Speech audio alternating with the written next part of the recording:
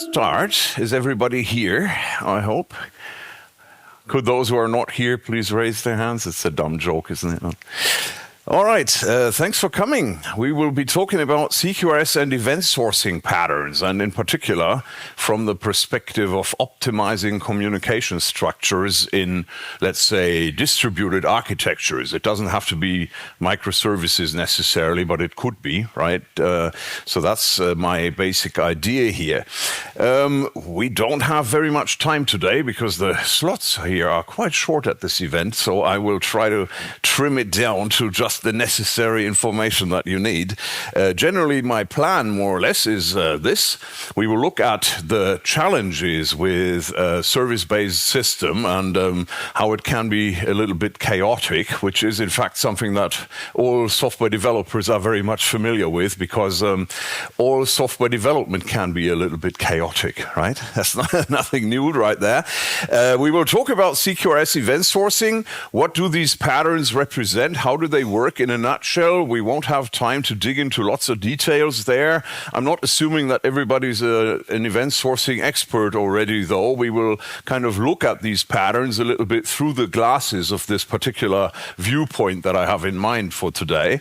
And I will demonstrate that these patterns facilitate mainly unidirectional communication paths, which is the advantage I have in mind, really, to present to you here, that they can help solve these architectural problems, these maintenance problems, structural issues all around by applying those patterns correctly. Or maybe not, maybe I shouldn't say correctly, because there's probably more than one way to apply them correctly, right? Let's not be judgmental. So applying them in a certain way that I think is a good way.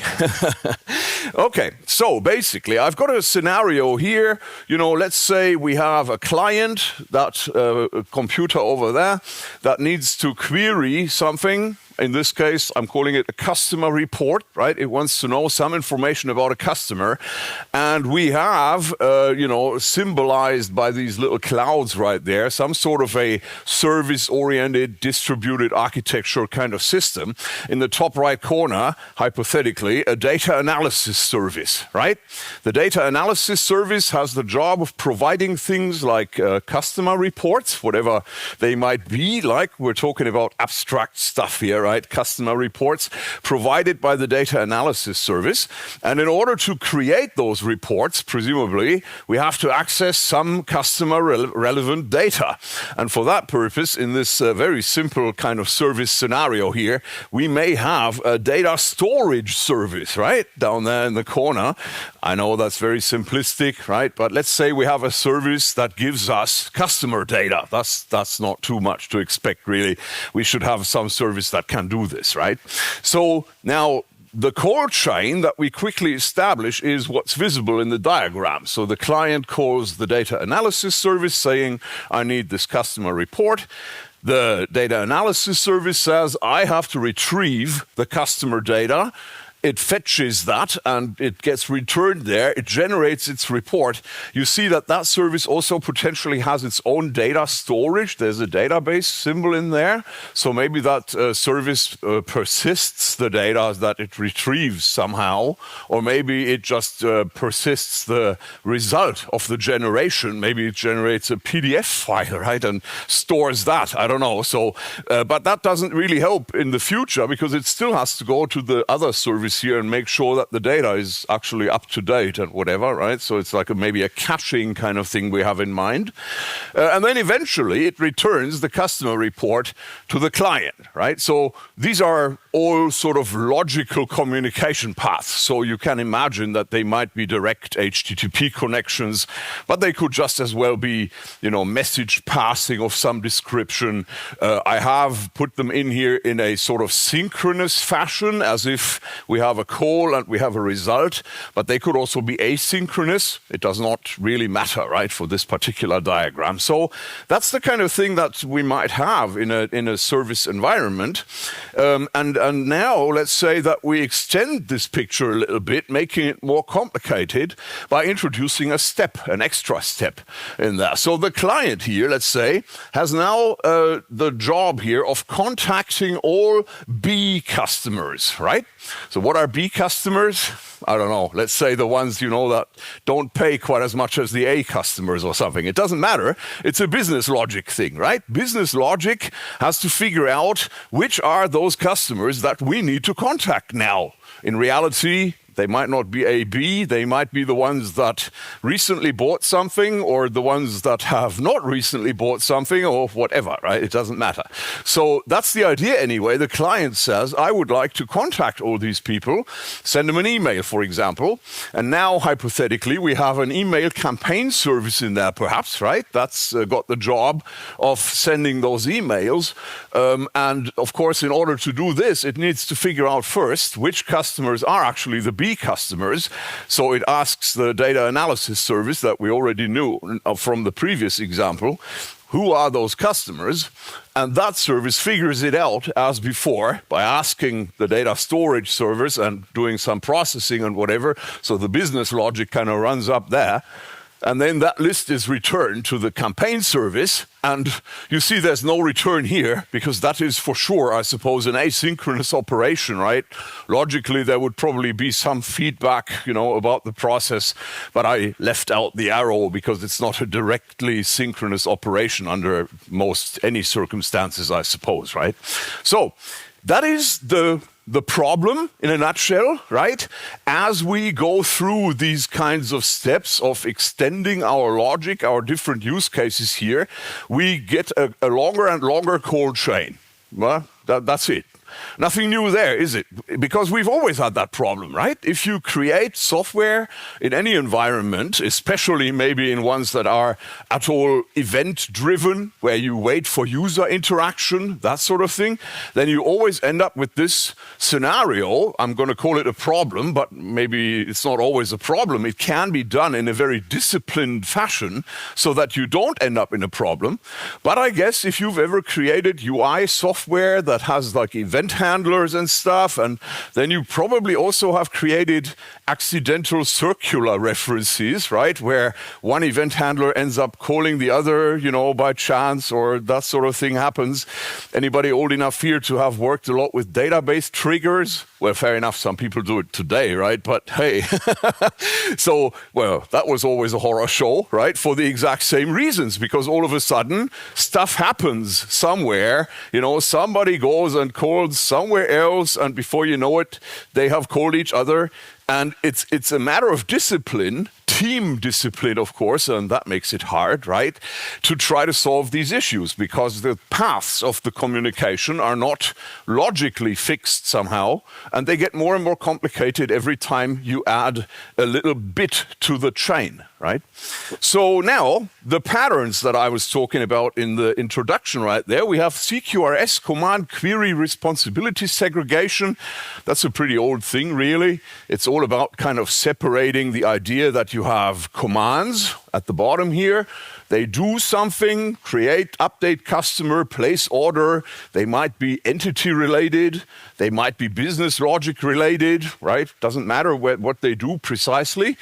These commands result usually in changes to your system, which is symbolized here by just having a database right there. It could be more complicated than that, but they symbolize changes. And then we have the query side, where we have a query engine, or multiple ones perhaps, and they return information. And all of these operations, that's the other takeaway from this pattern, just in a nutshell, use their own data models. When data comes in, it comes in certain shapes that have to do with whatever data is currently being transmitted, right? Creating a customer has a certain set of minimum fields. Updating a customer has a set of minimum fields perhaps as well, but they're not the same as in creation very often, right? That sort of thing. So we have differences in there. And that is also true, of course, for the retrieval of information, because information is retrieved usually depending on the requirements of the client application. Is that going to be, data about the customer for purposes of editing in a form, or is it going to be a report, perhaps, right? These two are different scenarios, and so the CQRS pattern, in a nutshell, says we recognize that we have separate execution paths for the command and the query sides, and we recognize that all of these operations, potentially all of them, have different data models. Maybe you find a few that you can share, right? But technically, they could all be different. So these are takeaways. Now, this is a 15 or so year old kind of thing. I suppose most of you will be familiar to some extent. Event sourcing, in a nutshell, looks a little more complicated, although it's not really. The idea is that we still send commands. Let me mark up a few things on screen here for you so you know what I'm talking about. We're sending commands down that path right there. So the client sends to a service in here. I'm calling it a command processor. The service goes and says, all right, I've received a command. I'm going to convert it into a so-called event. Right? The event is more or less the same as the command, plus a little bit of metadata, like a timestamp perhaps, and some other things like that, right? And then it persists the event in this thing here called the event store. So it's a database that is basically an append-only sort of thing, where all the events are recorded, everything that happened in the system is recorded. And then the event is also passed on, that's step number 3 here, I suppose, to the rest of the system using some sort of communication infrastructure. On the slide it says message queue/event bus, but it could be anything, right? You can even imagine that this could be a monolithic structure altogether, where the actual message bus is, now I'm already concatenating words here, right? The message queue/event bus is in fact some sort of in-process communication system or something like that, right? Possible. So it is passed on. And now on the other end of this, we have services, and I've got 3 of them here, right? So there's one here, one there, and one down here.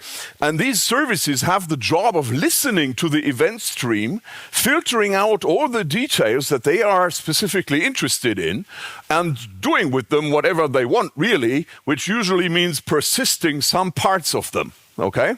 So depending on what the responsibility of a service is, it has to decide which of the events that go through the system are actually exciting to me, what do I have to know, and then it can take that information and persist it in the database. It can also modify information afterwards and so on, right?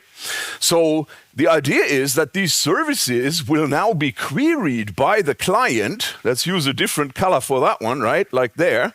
So the query comes from the client to these services. Again, logical connections, right? You can imagine an HTTP call to a web service, but it doesn't have to be. The client goes here, and that is the query side. Right? So the command side was basically that one with the extension of forwarding the events. And the query side is the blue one, where the individual read model services, as we call them, are contacted to get the information out again. Okay? So that's, the nutshell description of how event sourcing works. And I have a system here that I'm quickly going to show you to illustrate this. Let's have a sip of water here. Now, my system is already running. I've got here, a Docker-based setup that has a variety of different services running and so on. That's all not relevant for us here in detail. I will just interact with it. I've got a logging running here on the other console, and we will be able to look into this in a moment to see what actually happened, right? So right now we're down there. We're going to ignore all the stuff at the top here. That doesn't matter. Now I've got some demo code here set up so that I can just go ahead and, for example, hang on, it starts with demo, create customer, good one, yeah. That's actually the one I would like to use. Now, if I expand this, you see that in this case, I'm actually using an HTTP call for this particular demo command. So I'm sending a command into the system, right? It says here, localhost API command, aggregate name customer. We're going to do something with the customer. We're going to create a customer. They're going to have an ID, right? Customer 1 in this case, good ID. And they're going to have some payload stuff going on here, right? They have a name and a location, a very basic customer-based information. Okay, so that's a command. We send that in, and there it is. Looking at the logs on the other side, we can see that there's information here corresponding to what I just did, right? So that's really just for illustration. We can see the command being received. We can see an event being generated. Whoops, there we go, right? So out of the command customer create comes an event called customer created, right? Makes sense, right?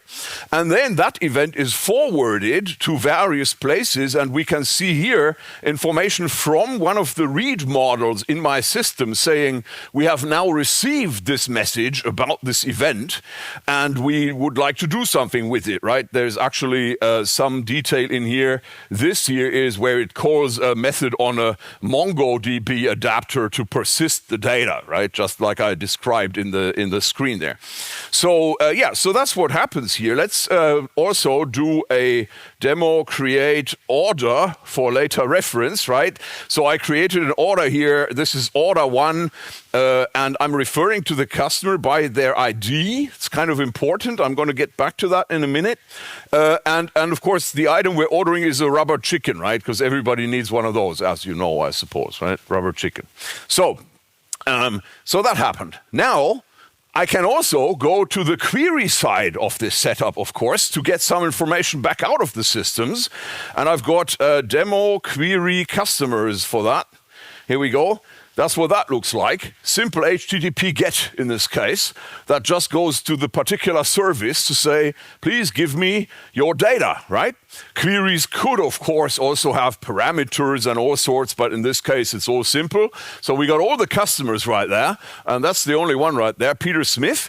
And I can also go to the orders. That will be demo query orders, like that. Different read model, but the same kind of structure, and out comes this here, where it also has some customer details, and it shows me, you know, what I've ordered, the rubber chicken, and a couple other details in there. I'm going to skip that for the time being, where it has fetched an exchange rate from somewhere, right? Just as an aside, there is also a UI connected here. Let's make that a bit bigger, so I can do the same thing and see the same information in the running browser here in the background, right? So this uses the same access to the read model that you've already seen on the console, right? So very basic browser application to kind of do the same thing that I just did at the command line, okay? So obviously, this is not just an abstract system that only hackers can use, right? So not the idea. Okay, now let's see, where were we? That's basically the introduction demo here. I've got, well, if you're interested later, right, perhaps I've illustrated the exact call sequence on the slide here. That's all not super important. I'm not going to walk you through all the individual little steps right there, but just to illustrate, so basically what we do in this system is every time we create a command, send the command to the command processor, create and persist the event down here in the event log. Oh, and away it went, right? So there we go. This was step number 3. We publish the event, and it is then received by those 2 read models that are in my demo system here, right? Customers and orders. They were the 2 read model services. They receive that thing, and then they do something with it. It says here, persist customer data, right? For example, and so on, right? And then we do the same thing all over again. So that's the end of the cycle. Send in a command, process the command and generate an event, publish the event, receive the event and handle it. And that's the end of it. Then we start over, right? Rinse and repeat, as they say, okay? So that's all we ever do. Now, interesting bit on the side here. You might have noticed when I was just showing the demo, actually, it was on the console literally just a minute ago, that the order information that I retrieved right there from the read model also included the customer name. Now, that's pretty weird because, as I pointed out specifically when I did it, right, when I created the rubber chicken order, I was referring to the customer only by their ID. So the question is, of course, how does the order read model, whose job it is to store orders, right? And here we were just creating an order. How does that read model actually know the name of that customer? Because that did not come through with the command. Well, the answer is because it really stores all the information from the event stream that it needs now or in the future, okay? That's important, and people get that wrong all the time. So if your order read model will have a need for customer-related details at some point in time, then it will have to listen to the events that are relevant to the customer creation and whatever else, as they come through the event stream and save that information away. And that's what it did, right? So it was able to create this relationship right there when the order for this customer actually came in. So some frequently asked questions, right? Oh, does that mean that I'm going to be storing all the customers and some of them might never order anything? Yeah, you're right. That's exactly what that means, right? So you might be storing some information multiple times. You might be storing some information that you don't actually end up needing. That is not a concern in the context of this particular pattern, okay? So you don't misunderstand that. It's correct. Now, the cool thing about all this is that we can clearly observe a particular call direction in this example, okay? And that's what I was kind of outlining with my manually drawn arrows previously, right? So we have from the client coming the commands that go into the command processor, we have the events that go in the direction of the read models, and then we have information going back. And so basically with CQRS, the red is the command side and the blue-green up there is the query side, right? Information going back to the client in the opposite direction. And there is nothing else, okay? So that should be the big contrast to the spaghetti idea that I was outlining on my first two slides, where we had those long and extending call chains. In this system, we don't have any call chains. They remain structurally the same regardless of the complexity of your system. If I had, 50 services instead of 2, then I would still have the same order there. Now, there's one item missing that I kind of skipped in between, sneakily, right? Which is that I also have this kind of extra stuff in there. And I didn't add that in right away because I think it's a bit confusing. Now, what happens here is the following thing. You might have noticed when I did the query here, there it is still, for the order data, there was this exchange rate information in there, right? So my order read model is coded to implement a so-called side effect. Yeah, in my system, we can totally do that, right? If you're if you're an event sourcing expert, you think, oh my God, does he really do that? Yeah, I really do that. So my read models can have side effects. They can go and, for example, use the information here of the value that was passed with this order, $13.99, and query like a US dollar exchange rate, and also persist it. That serves absolutely no purpose in particular, right? Only for demos here. So how, though, does it persist that information? And that's the interesting bit, because what it does is this. If I can find this here quickly, let's see. Read model orders, command, yep. Here it is, exchange rate. Oh, okay, here it is already being persisted, right? Exchange rate date. We have it right there, so that must be the correct correlation ID that I'm chasing up here. Orders confirmed. Oh, this is actually earlier. There we go. So we basically retrieve, we retrieve the exchange rate, and then we execute a command called add US dollar rate and value. Okay, so after the read model has completed the job of fetching this external information, it again submits a command into the system. And that's important. So the read model does not just sort of save this information here in its own data structure for its own purpose, right? That would be one way of doing it, but that's not very clever. Imagine that you had for some reason to regenerate your data at some later point in time. Maybe there was a problem, everything crashed and burned. cool advantage of event sourcing, you can actually take your event store and replay it, right? You can do that for various purposes. Also allows you to regenerate some broken data. But what if you have a side effect that goes and fetches exchange rates? Well, hypothetically, it would then go and fetch the exchange rate again, right? Weeks or months in the future. And that would obviously be wrong unless you have some very reliable historic exchange rate service all of a sudden, right? Right now we're just fetching the current exchange rate. And so the basic gist of that is that all information that a read model generates, for example, by calculating it or whatever, that is of any relevance to the future system state should always be submitted into the system through a command. The advantage being that, number one, that information ends up in the event store, which should be, the reliable source for all state of the system, basically.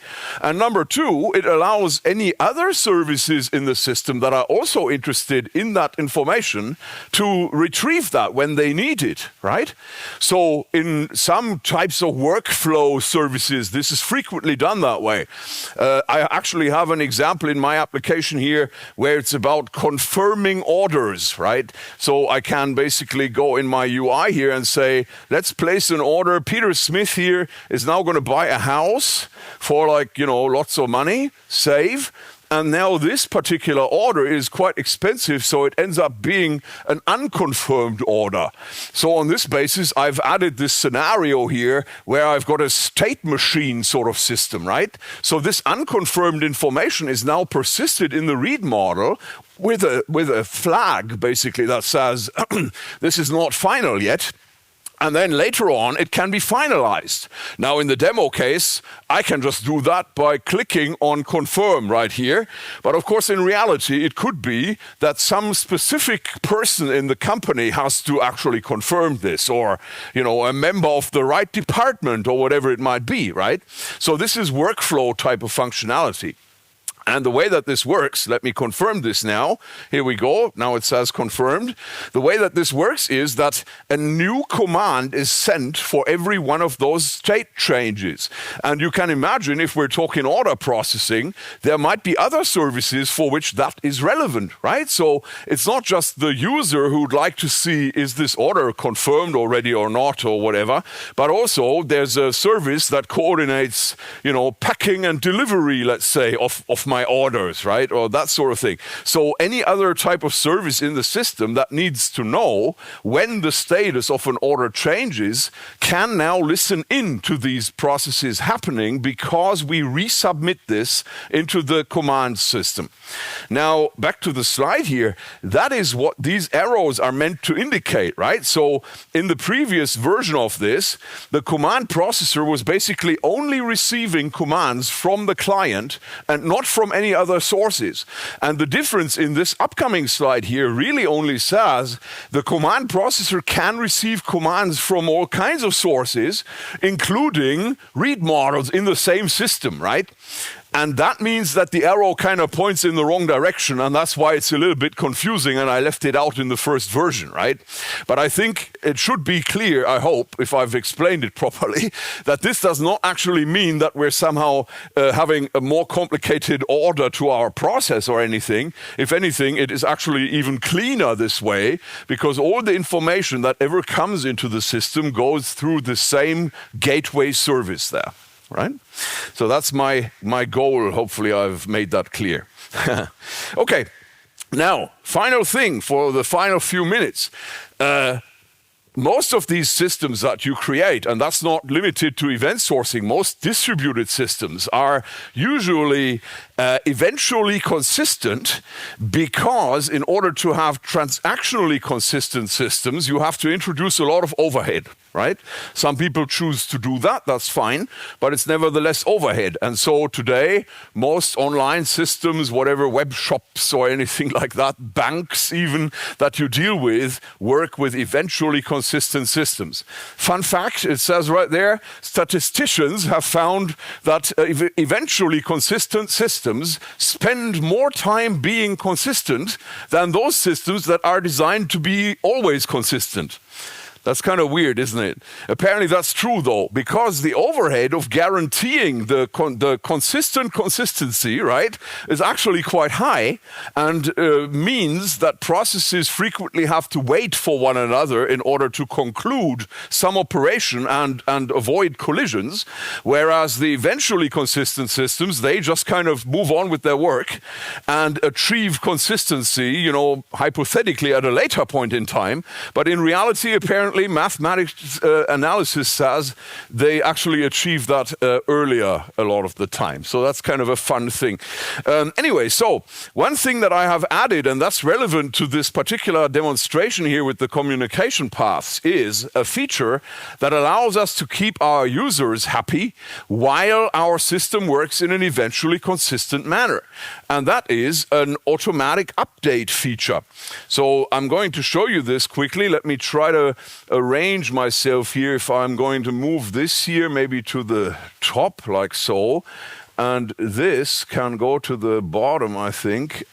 There we go. For some reason, the key combinations don't work, by the way, if you're wondering why I'm doing lots of weird clicking here. So, right, let's see. So if I'm like looking at the orders, perhaps, or something, so it doesn't really matter. There's just a view in my browser, right, that shows me that Peter Smith dude right there. And now I've got a command pre-configured here that is demo modify customer. So it's another command, basically, right? Hang on a sec. I'm going to make it so you can see that better. Demo modify customer. So another command that refers to the existing aggregate ID customer 1, right? So that's the Peter Smith guy. He has that ID. And I'm going to simply submit a change to the name, right? Like this. Now I press return, 1, 2, 3, return. And there's Peter Smith changed up there already, right?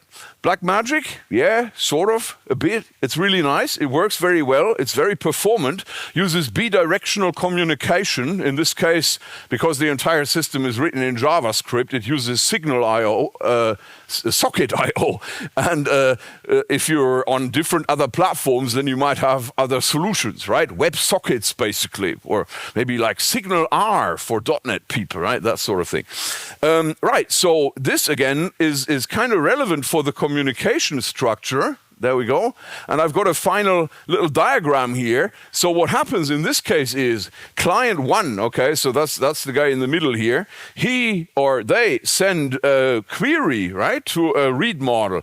Like in my case here, I was looking at the orders overview. So that would be the read model we're talking about, right? So they query all the orders, and then now they have the ability to go to a separate service over here, the change notifier service, and say, by the way, I'm interested in any updates you have for this particular read model that I just queried.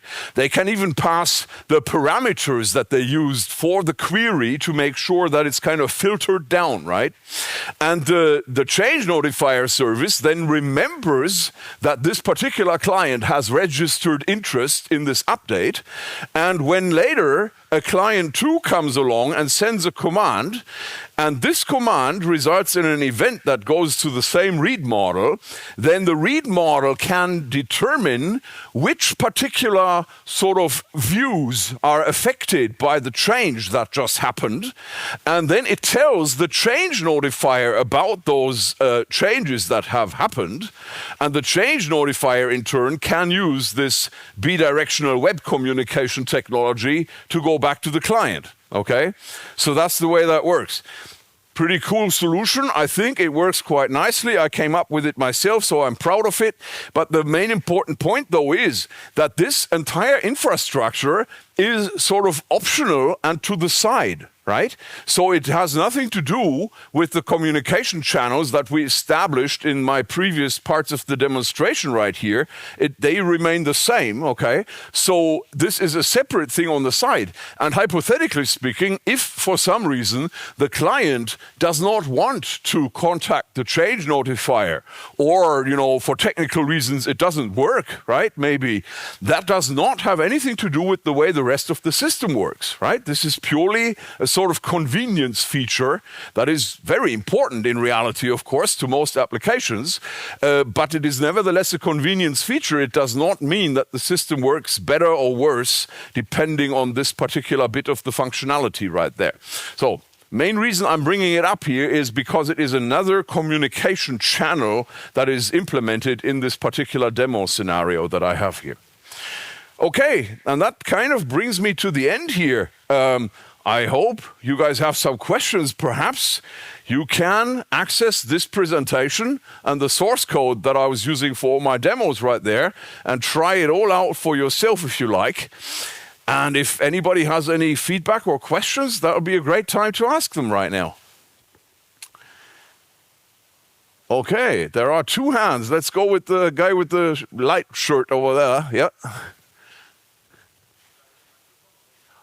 I can hear you, I think.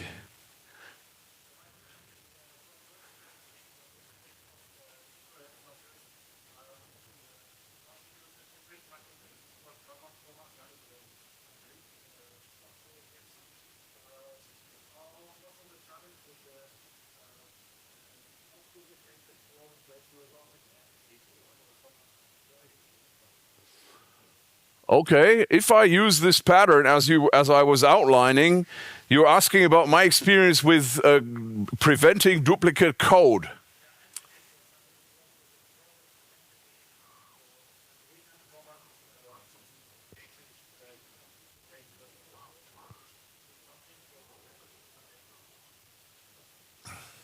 What do you mean when you say entity? Are you referring about an abstract entity like in architecture or some specific implementation entity? From a domain perspective, okay. Well, that's good. In that case, I don't normally have duplicate code. So that is my experience we're asking for. Typically, responsibilities are defined very clearly in this architectural scenario that I was outlining, right? So some specific read model, let's say, implements some entity-specific logic. And if the read model generates anything as part of this process that will also be needed by other read models later on, then, as I showed, it will publish that information back into the system by way of a command. So there is no second read model anywhere that has to contain the same logic code as this first read model, right? There is no overlap because the definition of the responsibilities removes the need for any overlap. I don't know if that totally answers your question. Maybe we should have a chat later. Maybe I can clarify that more. I think there was one question all the way in the back first that somebody raised their hand. Please.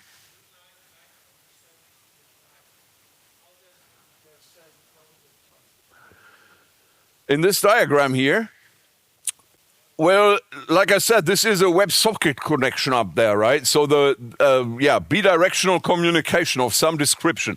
So that's how, basically, right? Ordinarily, of course, the service cannot just contact the client. But in this scenario, the client actively contacts the service first. And that's how that works, technically, yeah. Here in the front, please.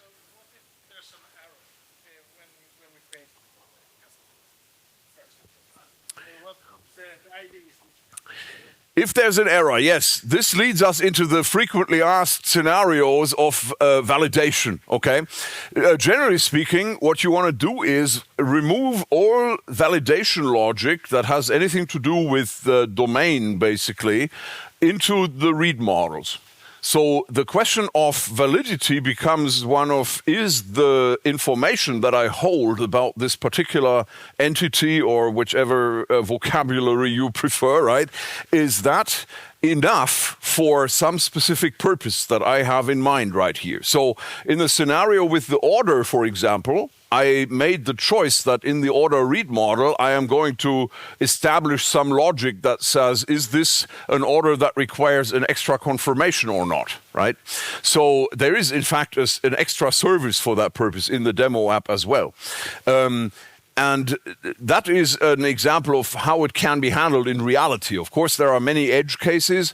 One of the biggest things that I favor in particular is to not include any such validation logic in the command side of things, because that is sometimes even a synchronous thing, right? You can perform some sort of basic technical level validation there, but it should not be business level validation, right? So that basically belongs in the read models, and you can then use the mechanisms I've described basically to handle different states and possibly have fixes and show error messages to admins or that sort of thing, right? That's the idea. Okay. Now, I think we are running out of time, so I will be around tonight and tomorrow, so anyone who still has questions, and hang on, I've also got here somewhere an email address and that sort of thing. Please shoot me an email if you have any questions after the event, or maybe some feedback on the presentation, whatever it might be. Be happy to hear from you. And then thank you very much for being here. Have a great day. Thank you.